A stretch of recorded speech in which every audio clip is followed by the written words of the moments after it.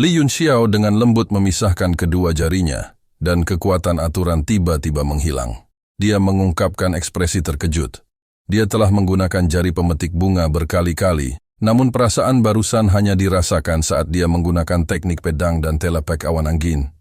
Itu adalah peredaran kekuatan aturan. Pada saat ini Yenantian juga tenggelam dalam perenungan mendalam. Formula pedang 3 gaya dan telepek awan badai besar diciptakan dengan menggabungkan aturan-aturan dunia dan niat bela dirinya sendiri. Namun keterampilan bela diri tingkat rendah ini hanya mengandalkan pemahaman seniman bela diri terhadap gerakan itu sendiri. Kekuatan mereka terbatas, tapi Yenantian sebenarnya mampu menggabungkan aturan ke dalam setiap keterampilan bela diri. Pemahamannya tentang seni bela diri bahkan lebih jauh dari pemahaman Gu Feiyang. Orang-orang di kuil api suci tidak tahu harus berkata apa.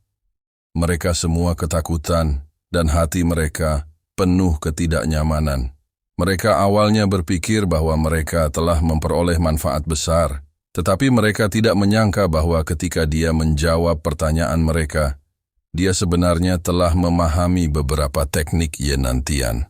Hal yang paling menakutkan adalah dia melakukannya dalam sekejap.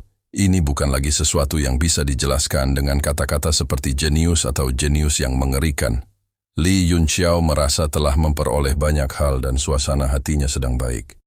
Dia melihat ke arah kerumunan dan berkata sambil tersenyum, "Jangan lihat aku seperti itu.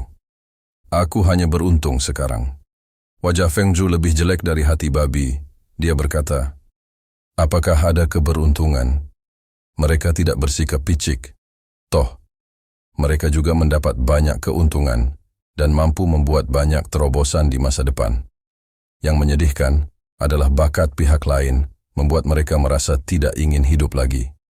Saat ini, tiba-tiba ada keributan di luar. Tampaknya sesuatu telah terjadi lagi.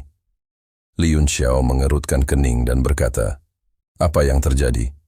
Kekosongan tampaknya lebih bergejolak dibandingkan bagian luarnya. Semua orang keluar dari kamar masing-masing dan berlari ke dek kapal perang untuk melihatnya. Sudah ada puluhan orang berkumpul di sana, dan semuanya menatap ke depan. Di bawah cahaya perisai pelindung hijau kapal perang Netherworld, mereka bisa melihat cahaya putih meledak dari waktu ke waktu.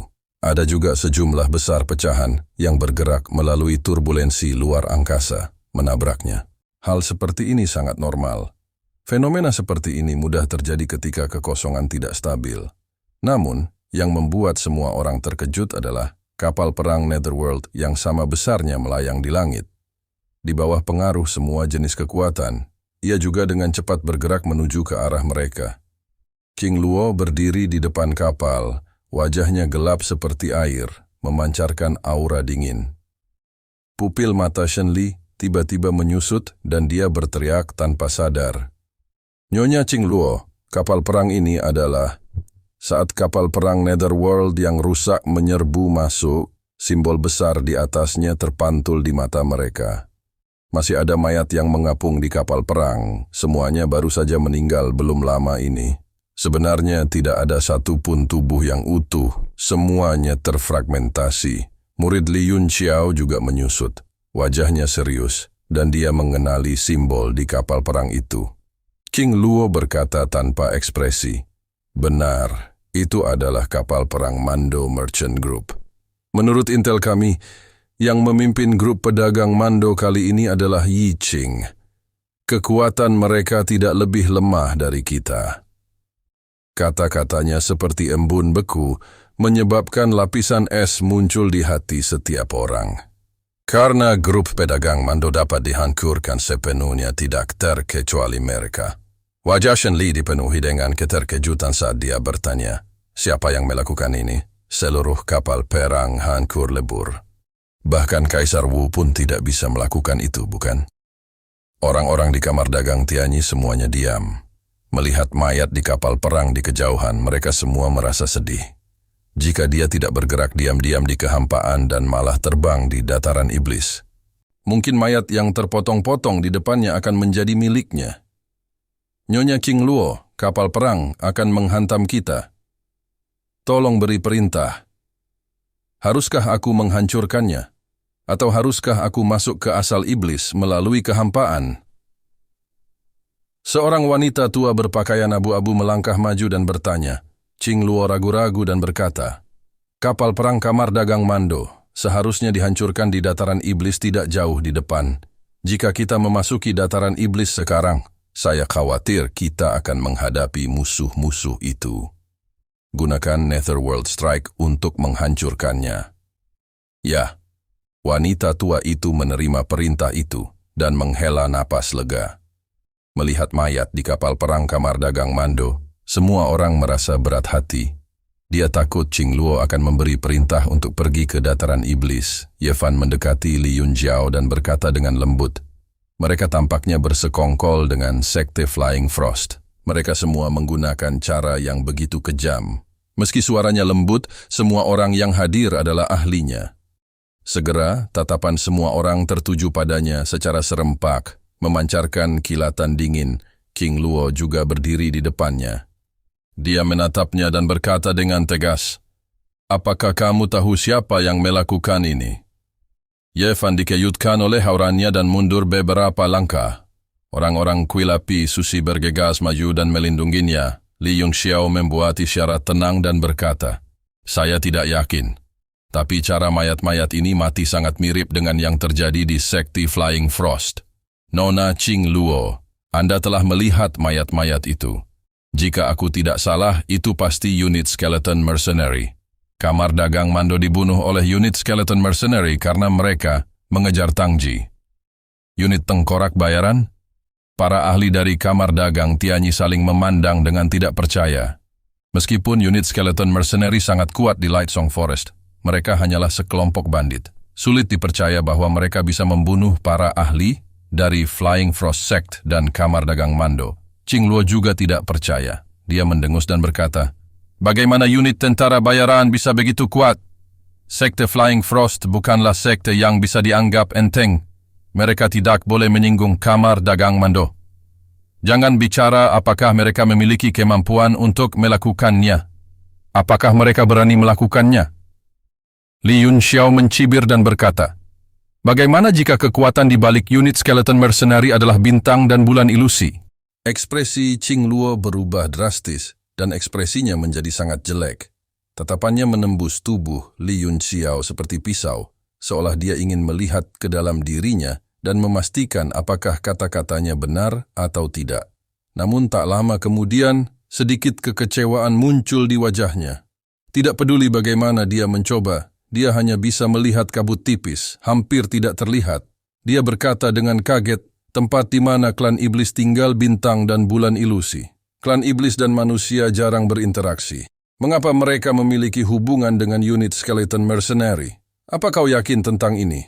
Li Yunxiao berkata dengan bangga, tentu saja, jangan lupa bahwa saya adalah pemimpin unit tentara bayaran pemula.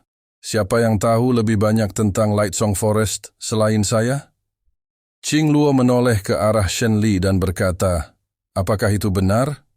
Shen Li terkejut dan segera berkata, ya, itu benar.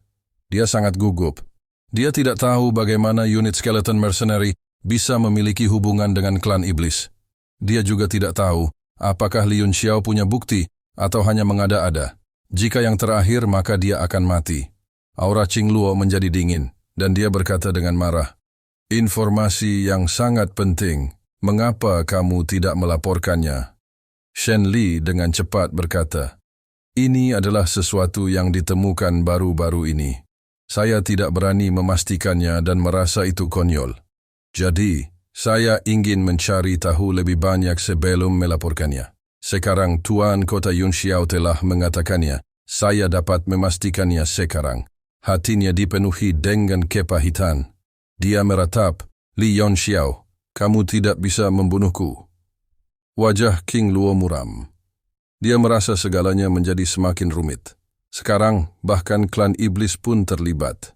Serangan terhadap kapal perang sudah siap. Itu memancarkan cahaya terang dan sinar lampu hijau besar melesat ke arah reruntuhan kapal perang Mando Merchant Group. Seluruh kekosongan diterangi oleh sinar cahaya, ledakan, puing-puing besar. Kapal perang Netherworld langsung hancur akibat serangan itu. meledak menjadi pecahan yang tak terhitung jumlahnya yang terbang ke segala arah dalam kehampaan. Potongan-potongan itu terbang di atas kepala semua orang dan di sekitar mereka. Bagian tubuh yang tidak hancur akibat serangan itu juga berubah menjadi debu. Seluruh adegan itu mengejutkan dan hati semua orang terasa berat. Karena getaran besar yang disebabkan oleh ledakan tersebut, seluruh ruang hampa menjadi sangat tidak stabil. Kapal perang Netherworld mulai bergetar hebat dan perisai energinya meredup. Dalam kehampaan di depan, pusaran besar muncul entah dari mana dan mulai menyedot sisa energi di sekitarnya. Segala jenis turbulensi spasial tiba-tiba berubah arah dan tersedot ke dalam pusaran. Kapal perang tersebut juga merasakan gaya tarik yang kuat, seolah-olah hendak mengubah arahnya. Orang-orang di pavilion Tianyi memandang pusaran hitam besar itu dengan ngeri. Mereka mengaktifkan susunan utama kapal perang secara maksimal dan mencoba yang terbaik untuk bergerak maju di jalur aslinya. Jika mereka tersedot ke dalam pusaran hitam ini, hanya Tuhan yang tahu kemana tujuannya. Suara Xiao Wu tiba-tiba datang dari lautan kesadaran Li Yun Xiao. Aku bisa merasakan energi Qing kecil. Jaraknya tidak jauh, sangat kuat, dan sepertinya sedang berkelahi. Aukuba, abadi. Murid Li Yun Xiao menyusut. Sepertinya seseorang telah menemukannya dan bergerak. Selain ingin mengintip struktur Bahtera Nuh, tujuan terbesarnya datang ke dunia asli iblis adalah menggunakan pohon cemara abadi untuk pergi ke wilayah luar guna mengumpulkan angin astral abadi. Kekuatan robeknya terlalu kuat. Tuan King Luo, ayo pergi ke asal iblis. Li Yun Xiao tiba-tiba berkata, matanya berbinar. Kapal perang Netherworld semakin lambat di pusaran hitam. Tampaknya akan sulit untuk mempertahankannya. Orang-orang di kapal perang sangat gugup. Jika mereka tidak berhasil, mereka harus memasuki asal iblis. Jika tidak, hidup mereka akan berada di tangan takdir. King Luo menatap dingin ke tengah pusaran. Dia tahu bahwa mereka tidak dapat melewatinya. Dia mengertakkan gigi dan berkata, masuk ke asal iblis. Perintah itu segera diturunkan. Cahaya redup di kapal perang tiba-tiba menjadi terang dan sangat tajam. Cahayanya sepertinya mengisolasi kegelapan di sekitarnya, dan kapal perang itu sendiri seterang siang hari. Lambung kapal perang mulai melayang di bawah cahaya.